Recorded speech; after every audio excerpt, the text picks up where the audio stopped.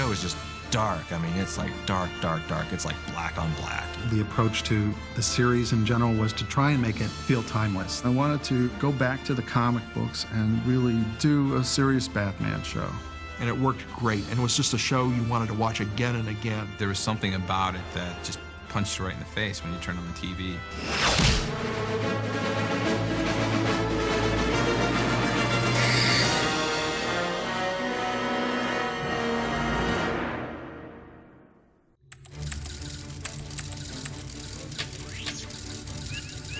What made Batman the Animated Series just electrifying is that it was unlike anything else we'd ever seen on TV before, and that's what made it just so compelling. The thing about the Batman Animated Series is that it took this world and it took it seriously without taking itself too seriously. So you had a world that you could believe in. Early on, there were a lot of discussions about the direction of the series, and I would speak at length with Bruce about where he wanted the show to go and how he felt Batman should act and speak. Initially, my own personal idea of Batman is quite a bit different than the way he is actually in Batman the Animated Series. Just the logistics of telling a story for television in a film medium. And a lot of the ideas that I had for Batman I knew really wouldn't work for a cartoon. What Bruce and I both found a meeting of the minds on once we got to know each other and we started talking about what we wanted to do with the series, we both were interested in telling real stories. Telling mini movies is the way we were referring to them at the time. We didn't want it to have a typical Saturday morning type approach to the show. They really knew the comics industry, and they knew Batman's history, and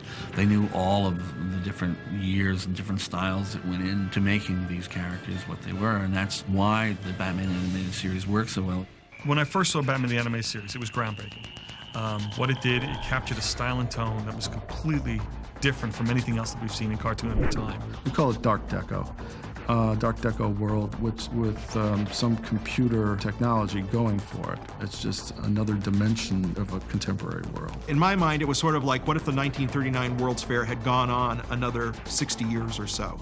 And that cool sense of design and stylishness from the Art Deco years was in operation well up until the 90s. That way you could have kind of a rounded look to the cars and a stylish look to the buildings. You could have television and computers, but everything would have a black and white screen. You could believe that Batman could operate in a world that looked like that. Eric Radomski was the architect of the architecture, so to speak. He was mostly, I think, involved with the backgrounds. One of his ideas was to create the backgrounds on black paper so that people were drawing with lighter materials on this dark surface so that it created a moody atmosphere. As dark as I can do the show, this is the way I would play it. I'd love to have characters moving in and out of the shadows. At night, you only see elements, you fill in the gaps. Kind of the perfect approach to Gotham City. In terms of Batman, the Animated Series, the image that pops into my head every time will be the very first thing I ever saw, which is that shadowy figure of Batman standing on the rooftop. Somewhere along the way, they decided we don't really need a title to this thing. It's Batman. Nobody was doing anything like that before. And actually incorporating the Warner Brothers logo was really very old world. It was really cool. It made the show feel like it belonged in another time. And the greatest shot is when Batman just leaps onto one of them, and you don't even see what he did to the guy, but the guy's just out. Everything that you need to know about Batman is in that 30-second opening. If you look at the main titles, there's no word that tells you it's Batman. We figured anybody in any language would be able to look at it and go, oh, it's Batman.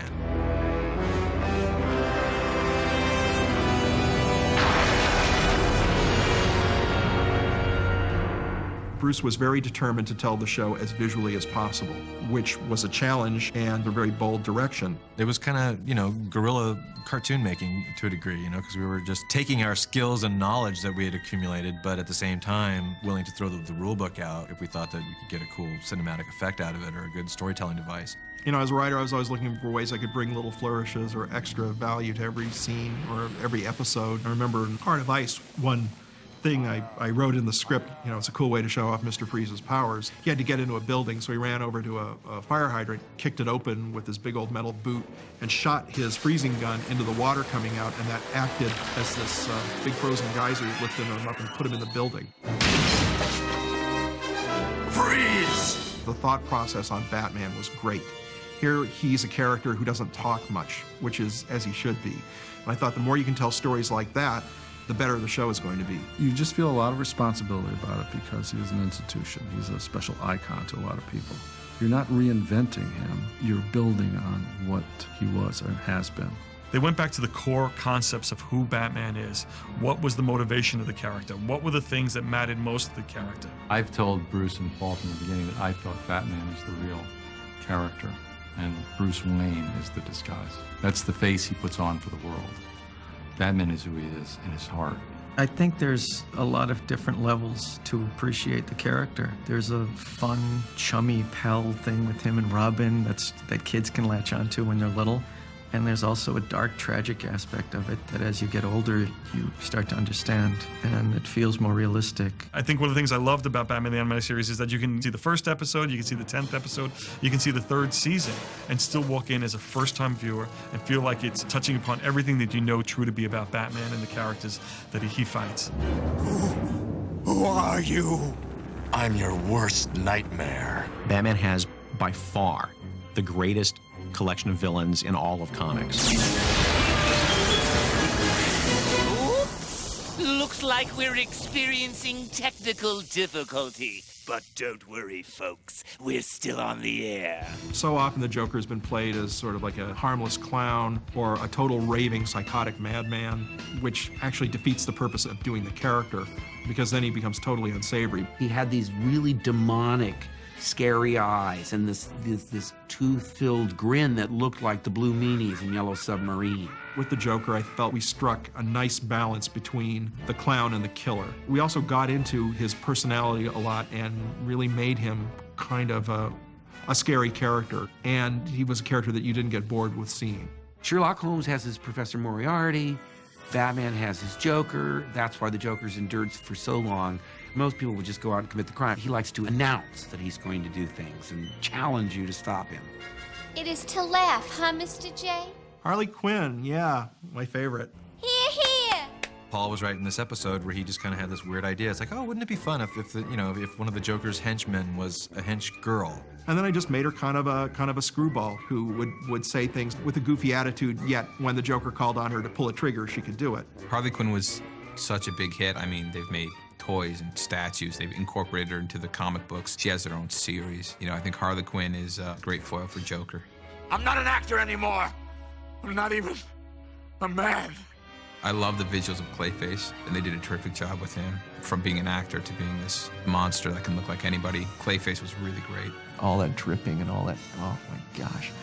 It was a lot of hard work. The transformation effects that they did on the Clayface character, they even went beyond what we had actually put on the board. I mean, we actually tried to throw in every trick we could think of at the time on how to make the shape-shifting look great. You know, they would have the head spin up and rotate and then morph into something else. To this day, that really stands out as like a real stellar piece of animation in Warner Brothers animation history. Don't bother to adjust the picture. For the next 5 minutes, I'm in control. Two-Face was the first character that we put our own stamp on. Fortunately, Alan Burnett came up with some really good psychological twists for the character that really had never really been seen before in the comics or elsewhere. I actually consulted with psychologists to come up with a backstory that would be suitable for children's programs. I was interested in doing a show about a split personality who was already in trouble before he actually changed into Two-Face. That whole play on the psychology of that character was really the most satisfying from the villain pool because, again, he was human and he had, he was torn. And that part of it was great fodder for good storytelling. Harvey!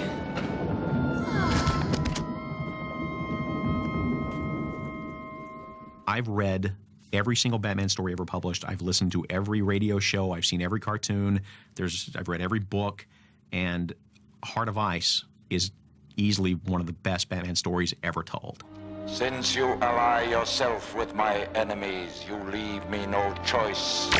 My first script was the Mr. Freeze episode, Heart of Ice, and I had talked to Bruce about, hey, wouldn't it be cool to take the Mr. Freeze character in this direction? We had discussed the idea of a man with no emotions who had suffered a great tragedy, and that made him very cold. Up until we got a hold of him in the Adam West show, he was obviously played kind of silly. He was always just kind of a generic, cold villain. He never really had any kind of psychological motivation or anything. I guess it strikes a chord with me seeing that villain portrayed so sympathetically and seeing Batman try and understand that and Mr. Freeze is almost more emotionally balanced than Batman is. It's really a cool dichotomy. The best episodes of the animated series were moving because they were genuinely about characters and generally about emotions and generally about deep feelings, and they weren't just about people punching each other. And that's what made it a great show. Now, the man who impersonated Bruce Wayne, I want his name. They didn't just hire generic cartoon voice actors. Bruce and his crew set out to hire actors who happened to be in a cartoon show, and that made all the difference. The name, now. Some of the characters we filled fairly easily, and then some of the ones we kind of had to keep looking for because we just weren't hearing what we wanted to hear. And Batman himself, being the most important character in the series, was also, not surprisingly, the most difficult part to cast. Last chance. Talk! And then we had one of those fine casting moments where an actor walked into the studio. His name was Kevin Conroy, and he got in front of the microphone and he opened his mouth and he finished his audition, and the room of producers and writers and people sat together and said, "We are done."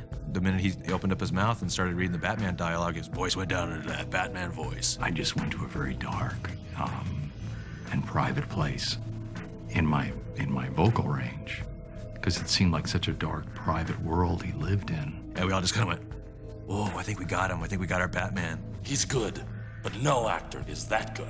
The directive always was, don't think of it as animation, just read it like you were acting in a play. I'm sure all the folks at home will enjoy sharing this special occasion. With the Joker, I imagined I was in a 1930s radio drama.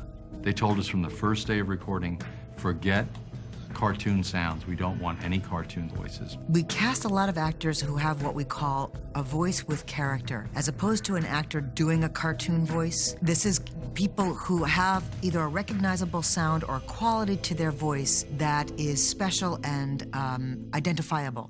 More than familiar. It's identical. One of the reasons why I remember the Grey Ghost story is because Adam West was the voice of the Grey Ghost. You, like you said, you need my help. When we were casting the part for the Grey Ghost, somebody suggested Adam West. We should get Adam West to play the Grey Ghost. And we all just kind of went, yeah!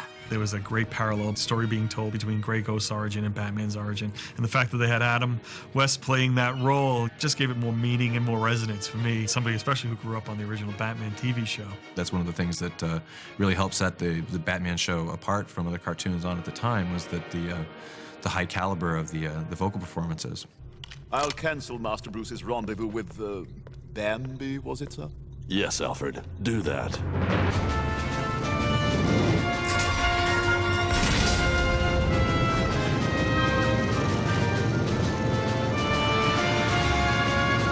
Everybody was very impressed by the music that Danny Elfman had done for the first Batman movie, and we thought that was definitely the right direction to go, that kind of retro, noir, mysterioso kind of score. I'd remembered seeing a making of Batman documentary on TV, and I remember at the time being kind of surprised that Danny Elfman wasn't conducting the orchestra. Shirley Walker was conducting the orchestra, and I went, "Oh, who's this lady who's conducting the orchestra?" And speaking with her, she totally respected what we were doing. She was very collaborative in terms of what we wanted to do with this, and we had hoped for something that would sound like a movie score. Again, in keeping with the whole idea of mini movies, and she just nailed it. We owe so much to her in terms of, again, keeping up this level of class for a show. From day one, the very first time, we actually went to the recording stage to listen to the orchestra play one of our scores, or play one of Shirley's scores for our show. It was, the opening of the Man-Bat show. I can clearly remember it, those trombones going, dong. And it was like chills up and down our spines. We were just like, wow, we're really onto something. This sounds just awesome. You didn't experience anything like this before. It's an animated show, half-hour format, and suddenly you're totally taken into the world. You feel like you've seen a movie. Every time you watch the show, it never ceased to satisfy.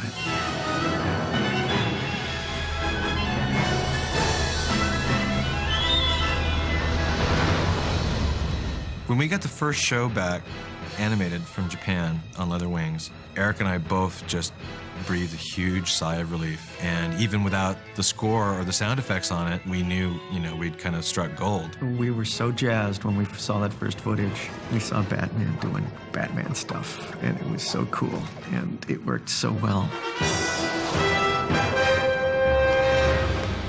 It was so stylized, and at first it took me a little while to get used to it because I looked at it and would say, boy, that's an awfully square jawline. Those ears are awfully pointy on Batman's costume. And then you watch 1, 2, 3 episodes and you realize that is absolutely right. It fits with the voices, it fits with the style. You hear that music and you see those images, and it blew me away. I thought it was stunning. I think that the show really did help to define the way people looked at Batman. Batman the Animated Series as a touchstone of Batman history and as a clear marker in the Batman timeline is as prominent as anything, I think.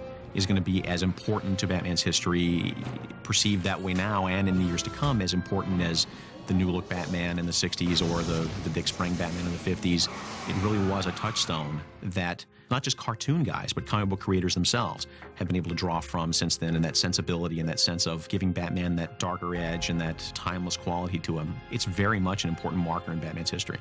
The legacy of Batman the Animated Series is going to be that it raised the bar for the standard of animation. I thought some of these early cartoons especially were so well written, so beautifully animated, such a wonderful gift to those of us who love the comic books. The greatest thing about the Batman series, it pioneered it for so many other things. Without what all these guys did on Batman, we wouldn't have Justice League, we wouldn't have the Superman animated series, we wouldn't have the Teen Titans animated series. We want them to survive and thrive and grow and change, but at the same time, they have to keep their iconic status, and that's what these guys did. Batman's character is going to be ongoing, so this is a nice chapter. I'm just pleased to have been part of that series. Looking back on it, it was a pretty great time.